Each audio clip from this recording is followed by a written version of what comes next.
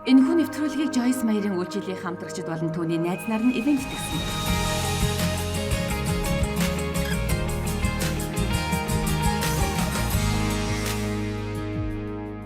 Хэрв та амжилтанд шууд хүрээгүй бол танд ямар ч буруу юм байхгүй.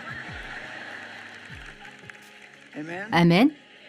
Энд байгаа хүн бүр энд ирэхээс өмнөх өөрийнхөө талаар бодож байснаасаа ч илүү сэтгэл өөдрөг байдалтайгаар буцах хэрэгтэй. Та нараас хичнээн нь өнөө орой энд ирэхдээ ямар нэгэн зүйлийн талаар сэтгэлдээ гэмшлигтэй орж ирсэн бэ? Хүмүүсийн бараг л 50-аас дээш хувь байх шиг байна. Магадгүй та нарын зарим чин гараа өргөж чадахгүй хэтэрхий ядарснаас болж гараа өргөөгүй байх.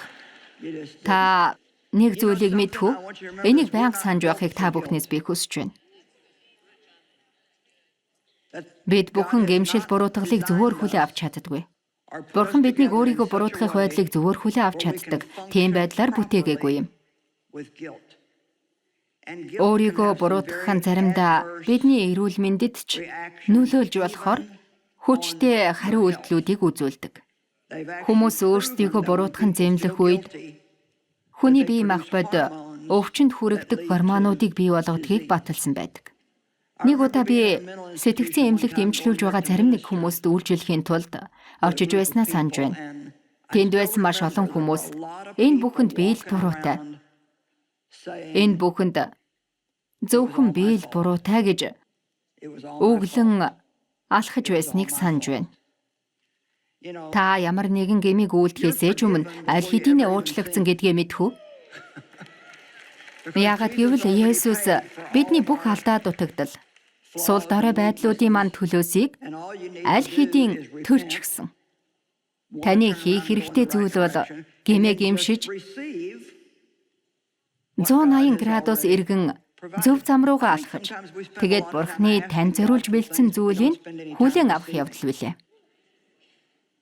Заримдаа бид Бурханаас маш олон зүйлийг гуйн залбирдагч, аль хэдийнэ өгөгдсөн зүйлийг хүлээн авах ямар ч цаг гардаггүй гэж би боддог. Өнөө орой та ядаж 3 удаа чангаар Бурхан надад хайртай гэж хэлхийг би санал болгож байна. Туулж өнгөрөөсөн бүх хүчирхийлийг даван туулах гэж би хичээж байхдаа өөрөө сэтгэл дундуур байж өчнөө жилийг туулж билээ. Яг өнөө орой энд сууж байгаа зарим хүмүүс ч гэсэн өөрсдөө сэтгэл дундуур байгаа. Та өөртөө дургүй өөрийгөө өөр бусадтай өчнөө удаа харьцуулж эсвэл та тэдэн шиг байх гэж байнга хичээдэг. Та бол нэг л бишээ гэж диавол танд итгүүлчихсэн байдаг. Учир нь та бол бусад хүмүүс шиг биш. Та бусад хүмүүс шиг биш байгаа чинь Бурхан талархав. Бид бүгд бие биентэйгээ яг адилхан байдаг байсан бол ямар уйтгартай байх байсан болов? Бурхан надад хайртай гэдгийг би сонсдог байсан хэдий ч тэр нь миний сэтгэлд шингэдэггүй. Сонсох хэрэгтэй зүйлээ та сонсож байгаагаа мэдэж байгаа хэдий ч энийг хүлээн авч чадахгүй байгаа юм шиг санагдах үе байдаг шүү дээ. Би Бурханы үгийг чангаар дуудан тунхаглах дуртай. Учир нь та аливаа зүйлийг сонсох бүртээ. Тэрж битгий хэл та өөрөө түүнийг хэлж байгаа ч гэсэн тэр нь таны оюун бодлыг шинжлэхэд тусалдаг гэдэгт би итгэдэг. Сайн ба муу зүйлийг тунхаглаа ярих болгонд тэр нь таны чихэнд сонсогдож зүрх сэтгэл рүү чин орж байдаг юм. Тиймээс хэн нэгэн хүн таны тухай юу гэж боддог вэ гэдгээс илүү та өөртөө хэрхэн итгэдэг вэ гэдг нь хамаагүй чухал гэж би боддог. Амен. Тиймээс маш олон зүйлүүдийг би хийсэн. Гэвч тухайн цаг мөчид Бурханы надаар хийлгүүлсэн зүйлүүдийн нэг бол хүүхэд насндаа туулсан зүйлээ даван туулах гэж нэлээдгүй олон жилийг би зарцуулсан. Гэвч миний хийсэн маш олон зүйлийн нэг нь бол би том таланд өөрийгөө харж зогсох зураа хуруугаа өөрлөгөө чиглүүлж өөртөө хандаж Бурхан чамд хайртай гэж хэлдэг байв. Тэрхүү илчлэлтийг та сэтгэлдээ бүрэн хүлээн авах хүртлээр ийхүү үйлдэх хэрэгтэй. Бидний сүмд үргэлж сонсож байх хэрэгтэй зүйл бол энэ юм. Би Joy-ийг ер нь сайн мэддэг тул та энэ цуглаанд явах зураа энэ талаар ямар нэгэн арга зам хэлбэр маягаар сонссон гэдгийг би мэдэж байна. Энэ талаар бодохдоо би өнөө оройныхоо номлолыг үгээр эхлэе гэж бодсон. Энэ талаар хичнээн их сонссон ч байсан байх хамаагүй та энийг сэтгэлдээ гүн гүнзгий оруулах хүртлээр дахин сонссоор байх хэрэгтэй. Хэрэг бид хайрлагдсан гэдгийг мэдэх юм бол бидэнд айдас байхгүй болно гэж Библиэд хэлсэн. Төгс хайрыг зөвхөн Бурхан л өгч чадах бөгөөд тэрхүү хайр найдсыг хөөн зайлуулдаг. Учир нь хэрвээ тэр өөрийн цорын ганц хүүгээ бидний төлөө золиослолтлоо биднийг хайрладаг ба бид түүнд итгэх юм бол тэр бидний амьдрал тохиолдож байгаа нөхцөл бүр дээр биднийг анхааран халамжлах болно гэдгийг бид мэдэх болно. Амен. Та нар бүрэн хамгаалалтанд байгаа. Бид төгс биш байж алдаа гаргах нь хэвийн үзэгдэл үлээ. Матай 22-ийн 36-аас 39. Багшаа, хүүгийн аль тушаал нь агуу вэ гэв. Тэр түүнд чи Бурхан эзнээ бүх зүрх, бүх сэтгэл, бүх оюун ухаанаар хайрл. Энэ бол агуунд бөгөөд анхны тушаал мөн. Удаах нь чи хөршөө өөрийн адил хайрл гэсэнтэй адил юм. Тиймээс бидэнд зориулж өгсөн Бурханы хайр нь бид төгс болохын тулд Бурхантай хамтарч ажиллах зуур амьдралд минь эргэлдэж байх ёстой зүйл гэдэгт би итгэдэг. Бурхан бидэнд хайртай. Бид тэрхүү хайрыг хүлээн авснаар өөрөө өөрсдийгөө тэнцвэртэйгээр хайрлах байдалд хүрэгдэг. Тийм ээ, та өөрийгөө тэнцвэртэй байдлаар хайрлах хэрэгтэй гэж би хэлж байна. Тийм ээ, хайрлах хэрэгтэй. Өөрийгөө хайрлана гэдэг нь ямар нэгэн талаар буруу гэж бид боддог. Энэ нь яг л нэг би мэдэхгүй байна гэдэг шиг байдаг. Өөртөө дурл гэж би хэлээгүй. Өөрийгөө хайрл гэж би хэлж байна. Хэрэг Бурхан биднийг хайрладаг юм бол мэдээж бид өөрсдийгөө хайрлаж болно. Би дөнгөж сүмд явж эхэлсэн үед нэг удаа найзтайгаа хамт залбируулахын тулд цуглааны өмнө гарч үлээ. Пастор найзаас минь юуны төлөө залбируулмаар байна вэ гэж асуухад тэрээр би өөрийгөө үзэн яддаг гэж хариулсан. Тэр пастор үнэхээр сонио хариу өгсөн. Арагшаа ухрангаа гараа ташаан дээр аваад найзад маань хандаж чи өөрийгөө хэн гэж бодоод байна вэ? Бурхан өөрийнхөө хүүг чиний төлөө илгээж тэрхүү аимшиг зовлон гэдлүүлж чамааг ямар ч нөхцөлгүйгээр хайрлаж байхад чи өөрийгөө үзэн яддаг хэмбэ гэж хэлж үлээ. Тиймээс та энэнд яг л энэ шиг хандах хэрэгтэй. Бурхан Христийн дотор бидний төлөө юу хийснийг бид заримдаа мартдаг. Би энэ талаар бодсон. Үүнийг хэлэхэд Магдалины үеэр бодож байв. Дахин төрсөн гэдэг нь ямар утга учиртай вэ гэдэг номлолыг би заах болно гэж бодож байсан бөгөөд магадгүй олон хүмүүс над номлолч надад хэрэггүй би аль хэдийнэ дахин төрсөн гэж хэлэх баг. Гэвч ихэнх хүмүүс тэрч битгий хэл дахин төрсөн хүмүүс хүртэл тэд юу хүлээн авснаа яг үнэндээ мэддэггүй. Хэрв бидний дотор амьд Бурхан оршин байгаа гэдгийг болон түүнийг өөрийн амьдралыг хамтрагч болгон өнөө орой дуулж байсан өглөөс дахин амьлуулсан тэр хүч чадал таны доторч байгаа гэдэг дуун дээр гарч байгаа зарим зүйлд үнэн сэтгэлээсээ итгэнэ гэдэг юу болохыг бид ухаарах юм бол амьдралд маань маш олон ялалтууд бий болох байхсан. Үннийг хэлэхэд юу нь болохоо байж хад байгаа юм бэ гэх талаар биш, харин эдгээр зүйлсийн талаар бид байнга бодож байх хэрэгтэй. Байнга таны ямар нэгэн зүйлийг залруулах ёстой юу гэдэгт та санаагаа зовоох хэрэггүй. Учир нь Бурхан танд мэдүүлэх болно. Түүний зөөлөн ятгалга нь хизээч буруутгал болж хуурдаггүй. Хэрэг Бурхан таныг ятгах байгаа бөгөөд ямар нэгэн зүйлийн талаар сэтгэл чинь тавгуутаж эхлэх үед энийг өөрийн хүчээр даван туулж чаддаггүй. Хэрэг Бурхан танд байгаа альва нэгэн зүйлийг даван туулахад туслахад бэлэн биш байгаа бол тэр хизээч ятгахгүй. Амен. Та нараас хичнээн чи ингэдэг үү? Ямар нэгэн зүйл сэтгэл чинь тавгуутаж та нар тэр зүйлийнхээ талаар номлол сонсож эсвэл ямар нэгэн зүйлийг унших боловч тийм гэдэг ч та өөрийн гэмссэн сэтгэлээ мартагнуулж холдуулчихдаг. Энэ нь сахилгажуултыг хүлээн авч байгаа явдал биш үлээ. Сахилгажуултыг хүлээн авна гэдэг нь тийм эзэм минь таны зөв гэж хүлээн зөвшөөрөх юм. Засан залруулга гэдэг нь үл ошоно гэсэн үг биш. Энэ чиглүүлгийг хэлдэг. Бурхан бидэнд байгаа буруу зүйлийг харуулж ойлгуулах хүртлээр биднийг хайрладаг нь бид түүнд талархах хэрэгтэй. Та яг одоо байгаа байдлаасаа гарч чадахгүй байсаар байгаад хизээч өөрчлөгдөж чадахгүй байж байгаа дуусах болно гэсэн бодлыг та үзэн ядахгүй гэж үү? Үгүй, би хүсэж байна. Бурхан минь надад харуулаач, намайг ятгаач. Миний амьдралд байгаа буруу зүйлийг минь надад үзүүлээч. Яагаад гэдгийг нь та мэдхүү. Энэ нь Бурхан намайг үнэхээр хайрлж байна гэдгийг харуулдаг учраас юм. Би өмнө нь ингэж боддоггүй байлаа. Яа, Жойс дахиад л нэг буруу зүйл байна гэж би боддоггүй. Тэгээд нэг л өдөр энэ бол Бурхан биднийг хайрлж байгаагаа харуулж байгаа юм байна гэдгийг ухаарсан юм. Амен. Та байгаа байдлаас арай жаахан илүү аз жаргалтай харагдаж чадах үлээ. Чи хөршөө өөрийн адил хайрлах гэж хэлснийг та анзаарсан уу? Хэрв та өөрийгөө хайрлаж чаддаггүй бол өөр хинэгнийг хайрлах боломжгүй. Энийг сурах гэж өчнөө жилиг би туулсан. Би сүмд явахдаа хайрын дотор алхах хэмээх энэ бүх номлолыг сонсож бусдыг хайрлах гэж маш их хичээдэг байлаа.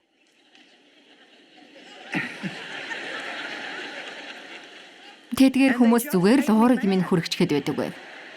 Би тэднийг өөрчлөхийг хүсдэг байсан. Миний ярьж байгаа үнэн учраас та нар хийнэж байна тийм биш гэж юу? Хэдийгээр би маш их хүсэж байсан ч яагаад хайрлаж чадахгүй байгаагаа ойлгодгүй байв. Өөрийгөө хайрладгүйгээс болж байна гэдгийг Бурхан надад ухааруулсан юм. Та магадгүй миний хэлэх үгийг өмнө нь сонсч байсан байх. Тэр бол өөртөө байхгүй байгаа зүйлээ бусдад өгч чадахгүй.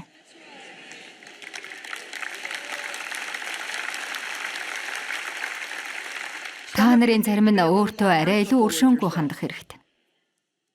Хэрв та өөртөө өршөөнгүй хандвал бусдад илүү өршөөнгүй хандах болно. Та нарын зарим ч өөрийгөө буруутгалгүй зүгээр л уучлах хэрэгтэй гэж би хэлмээр байна. Учир нь хамгийн анх таныг гуйх тэр мөчөд Бурхан уучлчихсан. Амен. Бурханы аль хэдийн мартсан зүйлийн талаар түүнтэй яриад байдгаа болох хэрэгтэй. Тэр биднийг уучлж, гэмийг бүрэн мартдаг бөгөөд тэр гэм нүглийг зүүнээс баруун зүгийн хоорондох цаймыг холдуулсан гэж Библиэд хэлсэн байдаг. Тиймээс Бурханы огт санахгүй байгаа зүйлийн талаар түүнтэй яриад байдгаа болох хэрэгтэй. Алуу. Өнөө орой энд байгаа хэн нэгэн хүн чөлөөлөгдөх хэрэгтэй байгаа.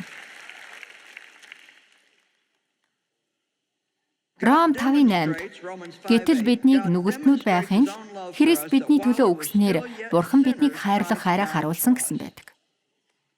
Зүгээр л төсөөлөд үз.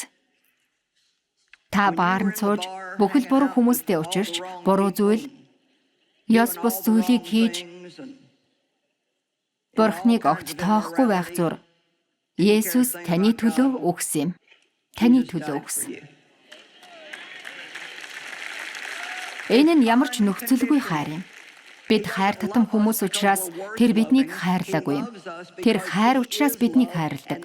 Тэр хайр нь түгээгдэх учиртай юм. Түүнээс өөр юу ч хийдэггүй. Хайр нь түгээгдэх учиртай байдаг.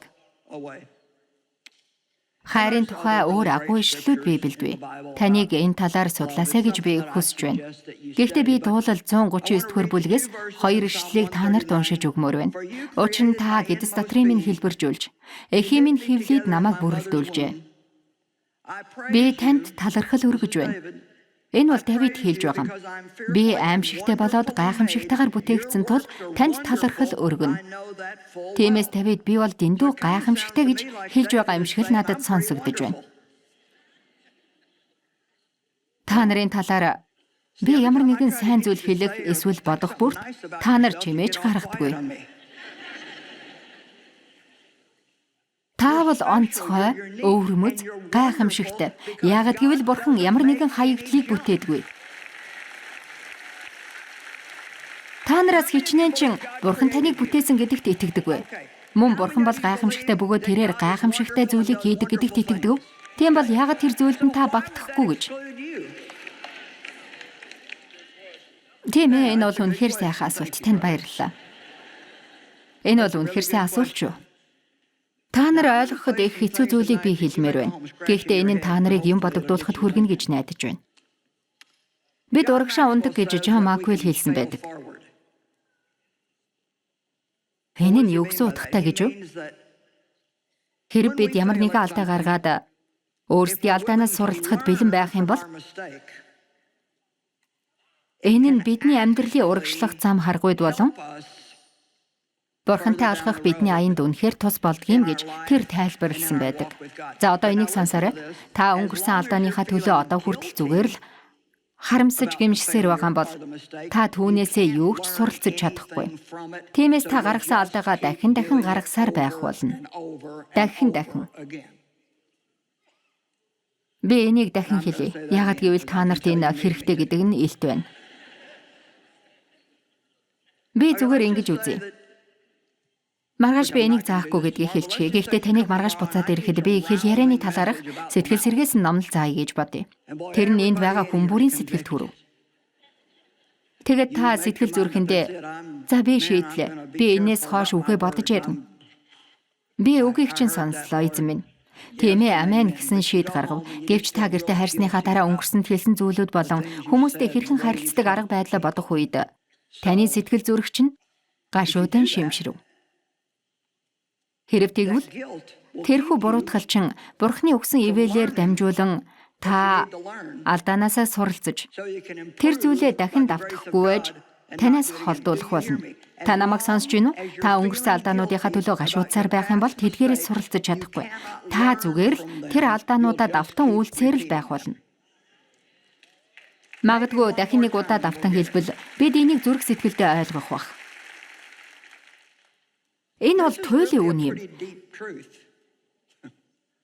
Яагад гэвэл бид өөрсдийгөө буруутхан зэмлэх ёстой гэж бид боддог. Өөрсдийн гим нүглийн төлөө гашуудан гимш гэж Библиэд хэлсэн байдаг. Гашуудан гимших цаг байхад тухайн зүйлийн ард орхиж урагш тэмүүлэн амьдрах цаг бас байх хэрэгтэй. Бид өөрсдийн гим нүгэлдээ хөнгөн хандаж түүгээрээ багтан инээж хөхрөх хэрэгтэй гэж би хэлээгүй. Үнэн дээр та Бурханд хайртай бол түүний сэтгэлийг өвтгөх ямар нэгэн зүйлийг та хийсэн бол таны сэтгэл гимшгэл болно. Гэвч та Бурхны нэгүслийг маш хурдан хүлээн авч болох бөгөөд нэгүслээ үзүүлсэнд нь та түүнд таларх. Та өөрийгөө буруутгаад байх хэрэггүй. Хэрв та гаргасан алдааныхаа төлөө үргэлжлүүлэн сэтгэлтэн шимшрээд байх юм бол тухайн алдаанаасаа хизээд суралцахгүй бөгөөд харин ч тэр алдаагаа дахин үйлцээр байх болно. Магадгүй та миний хэлээд байгааг одоо л нэг ойлгож эхэлж байгаа хаа гэж би бодож байна. Хойно сууж байгаа хүмүүс миний яриаг сонсож байна уу? За.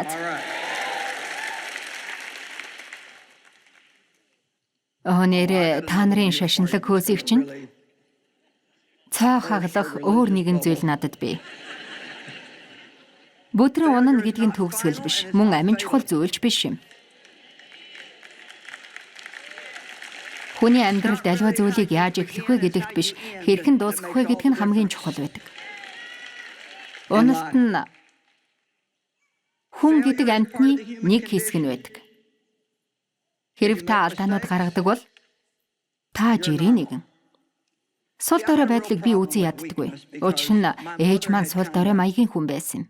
Ээж маань аймхаа ааваас минь айдаг байв. Тиймээс аав минь намайг бэлгийн хүчирхийлд оруулдаг байсныг ээж маань мэдэж байсан хэдий ч намайг хамгаалахын тулд тэр юу ч хийгээгүй. Талархах зүйл бол би ээжигээ хизээж үзэн яддаггүй байлаа. Ээж маань надад тусалж чаддаггүй байсныг би тодорхой хэмжээгээр ухаардаг байсан ч би сул дорой байдлыг үзэн яддаг байлаа. Би хизээж тийм байхгүй гэсэн шийдвэрийг гаргасан. Би хүчирхэг байж тийм зүйлийн эсрэг бат зогсох болно. Тиймээс би Бурхантай алхаж эхлэх мөчөд зарим зүйлээ түүнд даатгаж өнгөрснөө даван туулахад минь туслахыг түүнд зөвшөөрөх хэрэгтэйг тэр надад харуулж эхэлсэн. Хүүхэд байхдаа туулсан зүйлээсээ болж би сэтгэл зүрхэндээ гүнзгий шархалсан эмэгтэй байсан гэдэгт маань та нар итгэж болно. Хүлээн авч болох бүх л тусламж надад хэрэгтэй бай.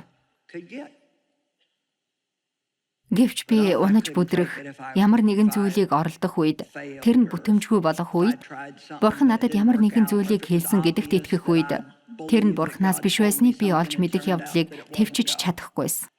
Хэрхэн буруу зүйл хийдгийг хэрхэн алдаа гаргадаг вэ гэдгийг би мэддэггүй. Бурхан надад хандаж магадгүй танд энэ хачин сонсогдох.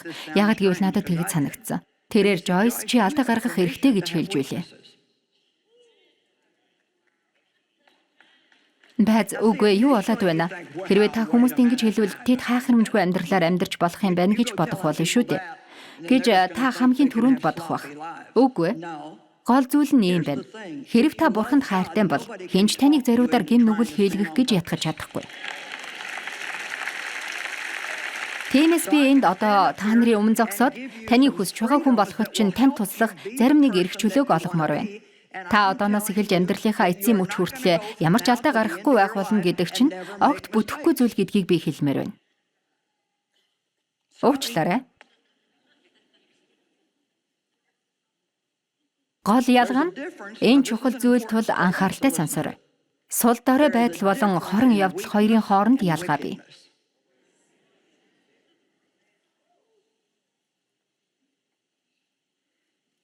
Хэрэв та хорсол тээсэн зүрх сэтгэлтэй байвал Бурхан та хоёрын хооронд асуудал үүсэх болно. Харин хэрэв та цул дорой нэг юм бол тийм л учраас тэр Есүсийг илгээсэн юм.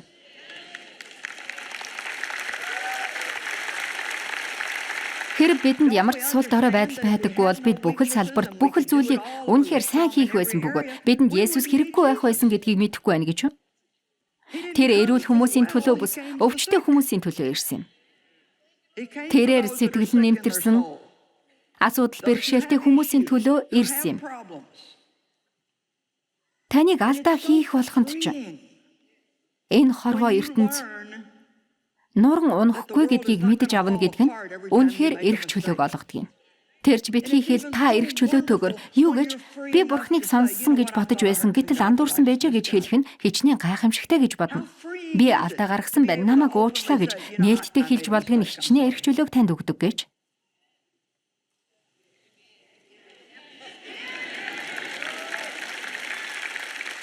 Хэрэв та энийг зөвшөөрвөл энэ нь зарим нэг гэр бүлүүдийг салтаас хамгаалах болно. Эдгээр үгс хичнээн агуу болохыг та мэддэггүй. Гэр бүлийн хоёрын хэн нь зөв бэ гэдгээ батлахын тулд үргэлж маргалдаж байснаас миний том хүү Дэвид ихэвчлэн тиймэрхүү ханддаг байв. Цөөхөн жилийн өмнө хэлсэн тэрний үгийг би заримдаа давтан хэлэх дуртай. Тэрээр юу гэдгийг мэдхүү үргэлж зөв байхын үн өртг нь хэтэрхий өндөр байдаг гэж хэлж билээ. Тэр нь таны бодож байгаа шиг тэгтлээ ихийг танд өгдөггүй юм. Тиймээс зүгээр л миний буруу байсан, намайг уучлаарай гэж хэлчих хэрэгтэй. Тэгэж хэлэх нь танд тийм ч ихийг өгөхгүй ч гэсэн. Энд байгаа нэг хүн жаахан алгаа ташлаа. За тэгвэл цөөхөн хүмүүсийн талаар харцгаая.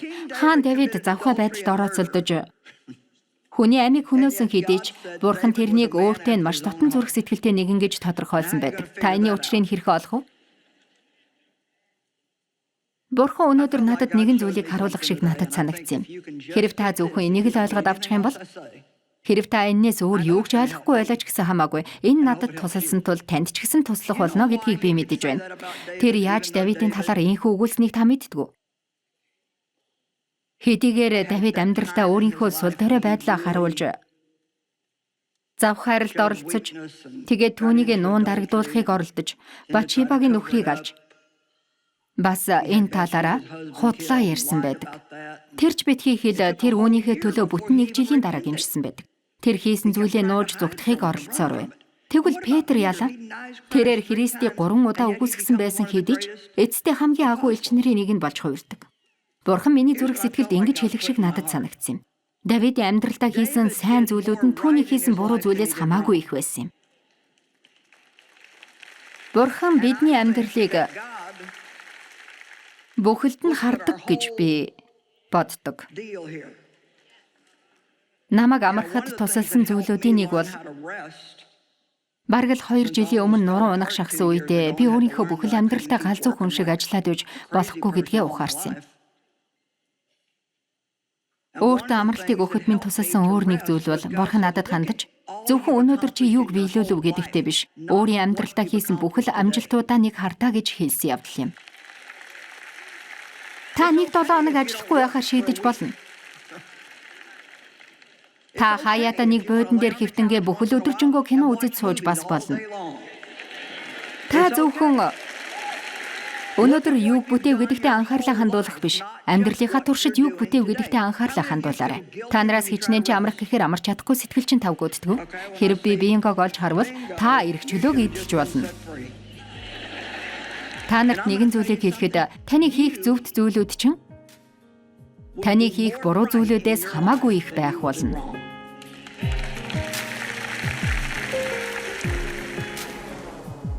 Дахин хэлэхэд буруутгахгүй зүйл бол бид өөрсөддөө байхгүй зүйлээ бусдад өгч чаддаггүй. Хэрэв бид Бурхны хайрыг болон бидний төлөөх түүний төгс хайрыг ойлгон ухаарч хүлээн авах юм бол түүнийгээ бусдад түгээх нь хамаагүй хялбар байх болно.